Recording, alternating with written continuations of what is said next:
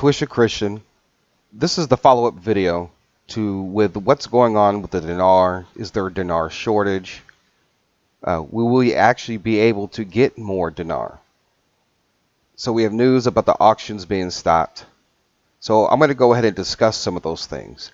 If you guys listened to the last video, if you have not listened to that one first, in that particular video I show some emails back and forth to several online currencies that deal with dinar, and I also called a few others and actually talked to them on the phone, and they're all in the same position.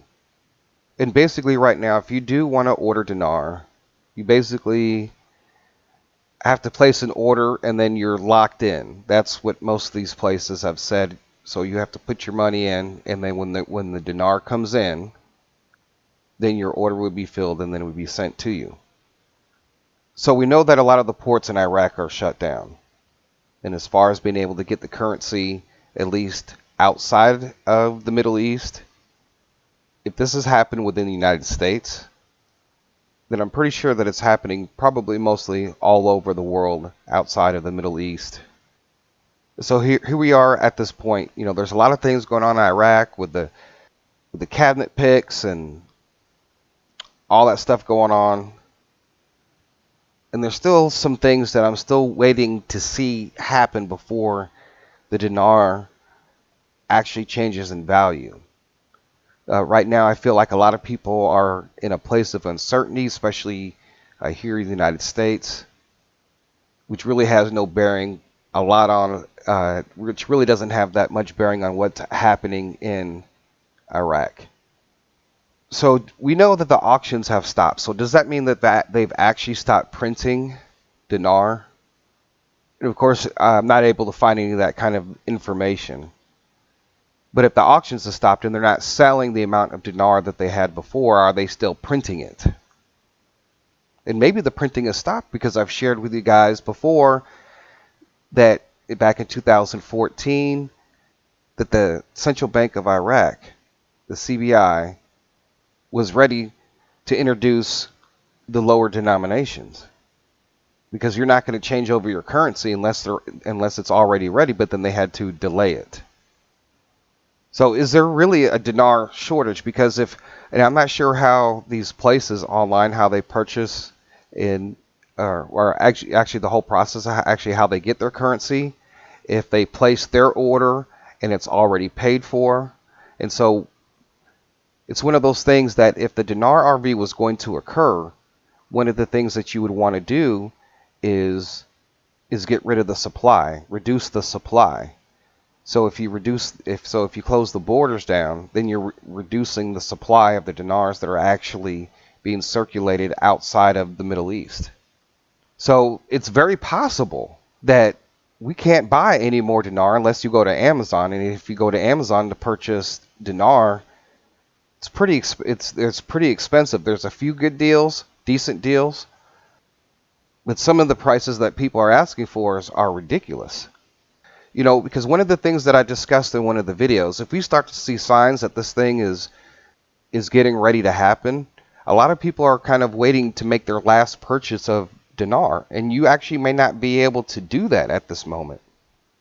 Now, if they reopen the borders and the currency and these currency exchanges get another order of dinars in, I would probably suspect that those first shipments of dinar are going to go pretty fast.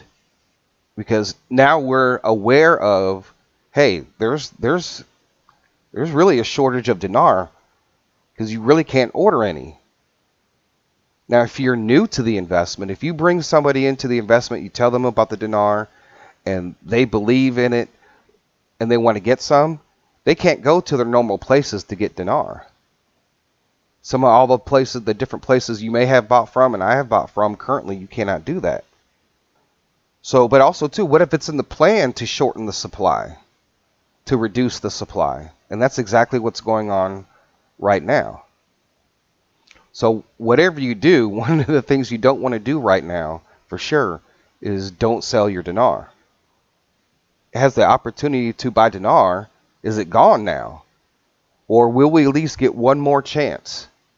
You know, one last shipment, Because if not, a lot of people right now, folks, you're not going to be able to buy any. So if you're looking forward to buying any, you need to keep watch, because if the Dinar RV takes place before the ports open, then we're just all of us who are still waiting to make that one last purchase, or you're looking to purchase more. It's really right now, then it's too late.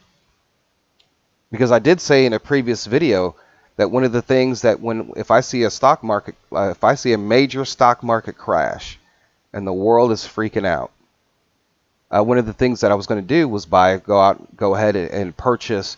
I'm thinking that this very well could be the last purchase. I would go ahead and make that purchase, because we're at a point right now where I think that this thing could go off at any time. And so now also begs the question is whether or not, if we're not going to be able to get any more dinar, you're going to have to start investing in the next currency, which is going to be the Vietnamese dong. So if you don't have any dinar, or you just got into the investment, then well, maybe you do need to stock up on the Vietnamese dong. People might say, well, there isn't really a dinar shortage because we're just waiting for the borders to open. But what if those shipments never come? They've stopped the auctions, so they're not going to print as much currency, because not as much currency is going to be going out. So basically, if they stop the auctions in whatever these online currency places here, at least here in the United States and all around the world, if they're all waiting for the borders open to purchase to get their dinar orders, that very well may be the very last chance that you might be able to purchase Iraqi dinar. And so what happens when you reduce the supply, you cut off the supply, you stop printing as much? Well, eventually, over time, it becomes more valuable. But I've always said that when the dinar revalues, it breaks all the rules of what we know about the fiat system. Because we know the fiat system has kept this world down in debt. We know the fiat system only really benefits a certain group of people. And so this thing breaks all the rules. Because despite what's going on in Asia and other countries, when the Thai baht went up by a penny, it was all of a sudden it was a strong currency, and it only went up by a penny. And so the current fiat system actually keeps other currencies down. So when the revaluation and the reset takes place, whether or not if the reset includes gold at the beginning, or at least the plan to introduce gold as part of the plan for these currencies to be backed at least partially by gold, that there breaks all the rules. Now we already know that there's going to be a change in the system. And whether it has to do with any of the new tariffs that will be imposed on countries that are manipulating their currency, and all of us, we've been trying to figure out how this is going to happen in a fiat system. And maybe because we do make that change, that's where the currencies start breaking all the old rules. All right, so if I can't get any more dinar, so should I start focusing on maybe Vietnamese dong? I think that's a question that a lot of people, just throw that out there for people who may want to discuss this further, and how it's going to affect the dinar, how it's going to affect what's going on with Iraq right now. So hopefully, folks, that when they do open the borders, that we will be able to at least get another chance at buying dinar. So we need to keep watch, and that's just one of the things that I do. I may not be right about everything, and watchers, people who watch, they sit on the tower and they watch. There's a lot of things that they're watching out for. Say, for instance, if you put it like this, what they call watchers. They're sitting up in a tower and they're looking out to make sure the enemy isn't coming. And there's going to be a lot of alerts, and there's going to be a lot of false alerts, because you're going to see something and you're going to report on that, and then you investigate it and you said, okay, it could have been something.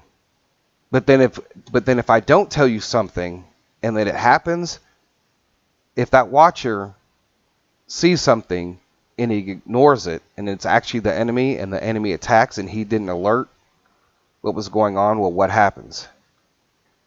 Then also too, I know a lot of people have talked about this, about what Trump said about the RV, and I haven't seen any connections to any articles or anything like that. I mean, after doing the research, after trying to do some research, trying to connect what Trump was saying about the RV, and I was trying to find something to connect it to something else that maybe somebody else said, but I couldn't find anything. That there will be more signs, but whether or not you can still purchase Dinar or not still remains to be seen. I mean, actually, it is when you think about it, if you are going to revalue currencies, then maybe you need to put a stop on some of the currencies being bought that are going to revalue. Maybe we need to start looking at, maybe is the Vietnamese dong, are we going to see some type of maybe shut off there? So maybe that's just something to look for. And so, no, but now if everybody goes out, and now that people can't buy Dinar, and maybe everybody starts buying the dong, and maybe there'll be a shortage there. I don't know. That very well could happen if everybody starts realizing they can't buy Dinar, then maybe everybody will start buying the dong. Crazy, but who knows? Because I don't expect, when all this thing takes place, I don't expect any of the rules to this fiat system to be followed. Thank you guys for listening.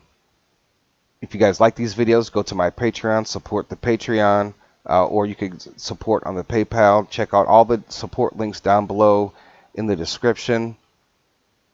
We have a lot more videos coming. I've been away for about a week or so because my father had just got out of the nursing home and he basically needs 24-hour care.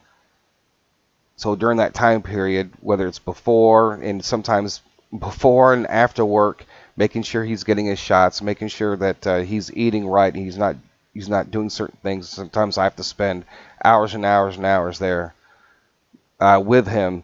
So I appreciate you guys' patience and all your supporters. And I know that I've hit the 10,000 mark, and I appreciate you guys' support with that. It's been a long struggle, especially when you get nicked here and there and you can't post videos, but we finally made it there. So I couldn't have done it without your support. And if it wasn't for Currency 365 catching his videos back few years ago, and then him encouraging people to go out and make videos, and that's what I started doing. So not only I can talk about my thoughts on the Dinar, but also to build up support for the projects that we have going on. So when you guys do support Twisted Christian on the Patreon, it's not just about the Dinar and the research that I do, but it's also about the projects that we've been working on for a while now. And without your support with these new animations that we're doing and new promotional things, it's been a big blessing that you guys do support on that. So thank you guys for listening. And with all that being said, God bless. Twisted Christian out.